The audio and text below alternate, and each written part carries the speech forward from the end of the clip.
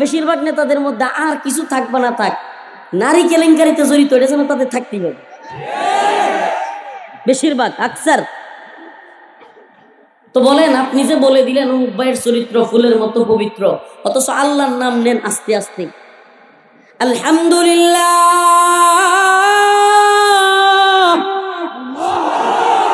সমস্ত প্রশংসা হবে কার? আরেকটু আস্তে, আরো একটু আস্তে। সমস্ত প্রশংসা হবে কার? রফিকুল ইসলামের। আমি তো দেখলাম আমার চিল্লা চিল্লি বেশি জোরে হয়েছে, সব আসছে। কৈদ্যা রাজপথ কাঁপতেছে, আমি কিছু দেখলাম না। রাজপথ যে কৈদ্যা কাঁপাকাপি শুরু হইলো আমি শুনলাম না। দরদ আছে ভালো, দরদ আছে ভালো, মোহাব্বত আছে ভালো, কিন্তু প্রশংসা করতে করতে এমন পর্যায়ে নেওয়া যাবে না, বাড়াবাড়ির পর্যায়ে। আল্লাহর প্রশংসা করতে আমরা কৃপণতা করি। আরে প্রশংসার চাদর তো জড়ায় আছেন কে? যাকে প্রশংসা করলে আপনার জান্নাত, আর যাকে প্রশংসা না করলে আপনার জাহান্নাম, সেই রবকে খুশি করার জন্য প্রশংসা করা লাগবে। এই রে হুজুরের প্রশংসা, যেই হুজুরের মহাব্বত করে। তেলবাজির আমাদের অভাব নাই, মনে কষ্ট নিয়েন না কেউ। আমাদের বর্তমানে সময়টা এমন যে হুজুর আসার আগে কিংবা হুজুর মাহফিলে বয়ান করার আগ পর্যন্ত এই হুজুরের চাইতে বড় হুজুর, পিসা হুজুর আর নাই। যেমনি হুজুর জায়গা আর হুজুরের খোঁজখবর নাই। হুজুরের দৈরা নিল না রিমান্ডে নিল না ফাঁসি দিল, খোঁজখবর নেই। বাস্তব কালচার।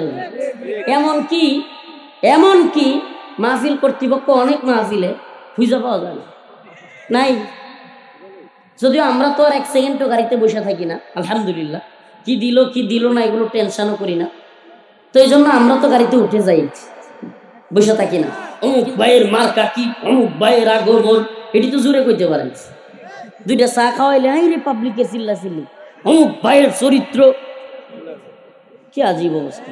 হ্যাঁ জানে এই লোক মদ খা, হ্যাঁ জানে এই লোক বাটপা, তবুও কয় অমুক ভাইয়ের চরিত্র ফুলের মতো পবিত্র। কি আশ্চর্য না? সে জানে এই লোকটার চরিত্র ভালো না।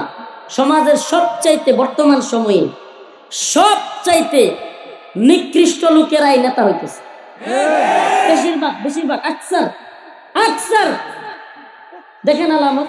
বেশিরভাগ লোক ভালো মানুষ না, বেশিরভাগ লোক তাকওয়াবান না। আপনি দেখেন না, 5 ওয়াক্ত নামাজ পড়ে এরকম নেতা কয়জন পাওয়া যায়?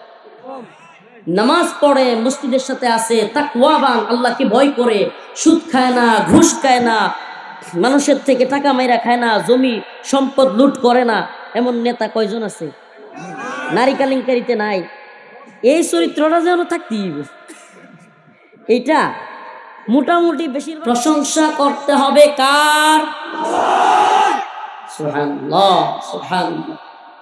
প্রত্যেক দিন, তাহলে এখন থেকে প্রত্যেক দিন সকাল বিকাল সুবহানাল্লাহি ওয়া বিহামদিহি, সকালে 100 বার, বিকালে 100 বার পড়তে পারবেন? পড়তে পারবেন তো ইনশাআল্লাহ?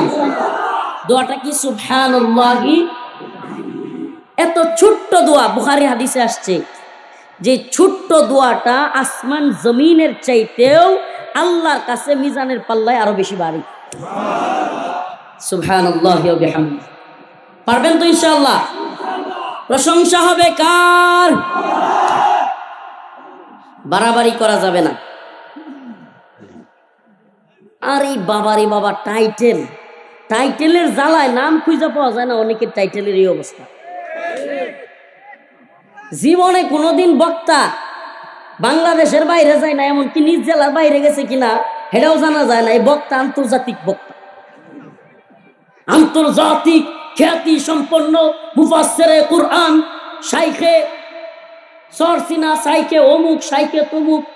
সরসিনা বলছি দেখি আবার সরসিনার হুজুর মনে করিয়েন না।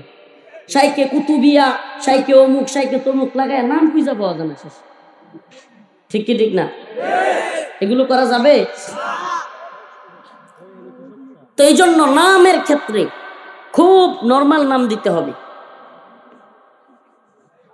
আবার মুখ দিয়া যেহেতু চোরসিনা এসা করছে মনে করেন না যে চোরসিনার হুজুরের নাম কইছি না, বিষয়টা বোঝানোর জন্য বলতেছি যে অনেক লোক এমনভাবে নাম দেয়, কত টাইটেল যে লাগায়, এটা মাহফিল কর্তৃপক্ষ করে নাকি ওনারা বলে দেয় আল্লাহ জানে। এতে কইরা মানুষের ভিতরে একটা ভুল মেসেজ যায়। এখন অনেকে আম করে জিজ্ঞাসা, হুজুর আল্লামা মানে কি? বুঝছেন না? হুজুর আল্লামা মানে কি? হুজুর ওইটা মানে কি, ওইটা মানে কি? অনেক কিছু জিজ্ঞেস করে। আমি মনে করি নামের ক্ষেত্রে যত সাদা সিধা পারা যায়, ব্যক্তির পরিচয় দেখেন, আল্লাহ মাফ করুক, শুধু যদি মোহাম্মদ রফিকুল ইসলাম মাদানিও কেউ লেখে তাহলে মানুষ আমাদেরকে চিনবে না? তো আপনার উচিত কি, আপনার উদ্দেশ্য কি? মানুষকে চেনানো, তাই তো? যৌমুখ হুজুর আসতেছে, যতটুকু হইলে চেনা যায় বাস ততটুকু।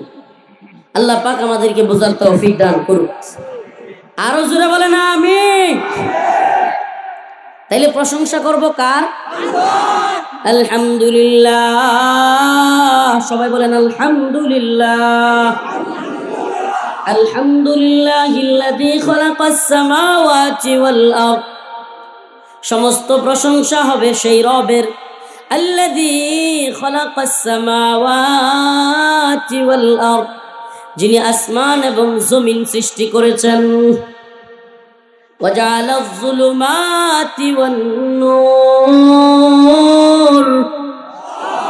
যিনি দিন সৃষ্টি করেছেন এবং রাত সৃষ্টি করেছেন, আলো সৃষ্টি করেছেন, অন্ধকার সৃষ্টি করেছেন। আলো অন্ধকার দিন রাত এগুলো কে সৃষ্টি করেছেন? তিনি যদি সৃষ্টি না করতেন এই রাত, কেমনে আমরা ঘুমাইতাম? দিনের বেলায় এই আলোর মধ্যে ঘরের মধ্যে ঘুমান যায়? বলেন না? সূর্যের রোদ যখন ঘরের মধ্যে লাগে তখন ঘুমানোর উপায় থাকে। আর যারাও আমরা ঘুমাই, ঘুমের তৃপ্তি হয়? বলেন না? রাতের 1 ঘন্টা ঘুম দিনের 10 ঘন্টা ঘুমের চাইতে উত্তম। ঠিক কি ঠিক না? আমরা বুঝি এই মজাটা।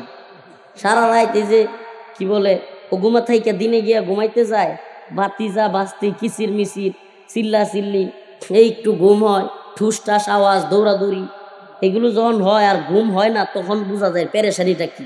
অসুস্থই তো এই কারণে। রাতেও ঘুম নাই, দিনে ঘুমাইতে যায় কিচির মিচির, এটা সেইটা। এই মনে হয় যে একটু ফ্যান ছাড়া দরকার, এই মনে হয় ফ্যানটা অফ করা দরকার, এই মনে হয় কম্বলটা নিলে ভালো হয়, এই মনে হয় কম্বল ফেলে দিলে ভালো হয়। ঠিক কি ঠিক না? আসলে দুনিয়া তো আসলে শান্তির জায়গাই না। দুনিয়া কি না? চূড়ান্ত শান্তির জায়গা দুনিয়া। আচ্ছা মনে করেন আপনার চরম ঘুম ধরছে, বিশাল ঘুম ধরছে, এখন এশার নামাজটা বেরিয়ে ঘুমায় গেলেন। এখন যে লম্বা রাত, এশার নামাজ তো 7টার সময় হয়ে যায়, 7টায় ঘুমায় গেলেন। ফজর কয়টায়? অনেকে জানেই না, দেখছে?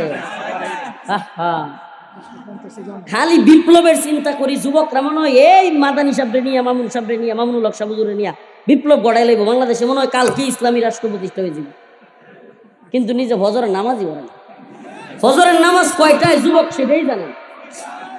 যুবক প্রিয় ভাই, ফজরের নামাজ জানি না আমি, আপনি, তাহলে কিভাবে বিপ্লব ঘটবে? যে কথাটা বলতেছিলাম খেয়াল আছে? ঘুম কিংবা শান্তি দুনিয়াতে চূড়ান্ত শান্তির জায়গা কিনা? দুনিয়া না, এটা পরে বলতেছি, আগে বলিনি যে আমরা আজ যুবকরা মনে করি আগামীকালকেই মনে হয় মাদানী সাহেব কিংবা মামুনুল হক সাহেব হুজুরদেরকে নিয়ে, হুজুর বাইর হইলে আমরা একটা ইসলামী রাষ্ট্র প্রতিষ্ঠা করে ফেলবো, খুব আশা। কিন্তু আমাদের ফজরের নামাজ, এই যে হাজার হাজার মানুষ মাহফিলগুলোতে হয়, ফজরের নামাজে 10টা মুসল্লি পাওয়া যায় না। এর চাইতে আশ্চর্যজনক কথা আর আছে? এই মাহফিলগুলোর অবস্থা যেদিন ফজরের জামাতের মধ্যে হবে, আমি চ্যালেঞ্জ করে বলতে পারি এ বাংলাদেশে কোন নাস্তিক মুরতাদ ইসলামের বিরুদ্ধে একটা কথা বলার দুঃসাহস করতে পারবে না। পারবে? যুবকরা যেদিন এইভাবে মসজিদে, অলরেডি যুবকরা অল্প অল্প দাঁড়িয়ে রাখা শুরু করছে, অল্প অল্প টাকনুর উপর কাপড় পরা শুরু করছে, নামাজ পড়া শুরু করছে, যুবকরা সুন্দর করে সালাম দেওয়া শুরু করছে, যুবকরা ভার্সিটিতে, নূপুর শর্মা ইস্যুতে, রাজশাহী বিশ্ববিদ্যালয়, নটরডেম কলেজ, ছাত্ররা আন্দোলন শুরু করছে রাসূলের পক্ষে, ওদের গায়ে চুলকানি ধরে গেছে, আই হাই এই বুঝি আফগানিস্তান হয়ে গেল। চুলকানি অলরেডি শুরু হয়ে গেছে। আর একটু মসজিদমুখী হন, আল্লাহর জন্য, আল্লাহর জন্য, ইসলামী শরিয়ার জন্য, দিন প্রতিষ্ঠার জন্য আপনারা আরেকটু আগায় আসেন, মসজিদমুখী হন। আন্দোলন করা লাগবে না, সংগ্রাম লাগবে না। এদেশে মসজিদগুলোকে আবাদ করেন। চ্যালেঞ্জ করে বলতে পারি, নাস্তিক মুরতাদদের দাঁত ভাঙা জবাব এর চাইতে আর কিছু হইতে পারে না।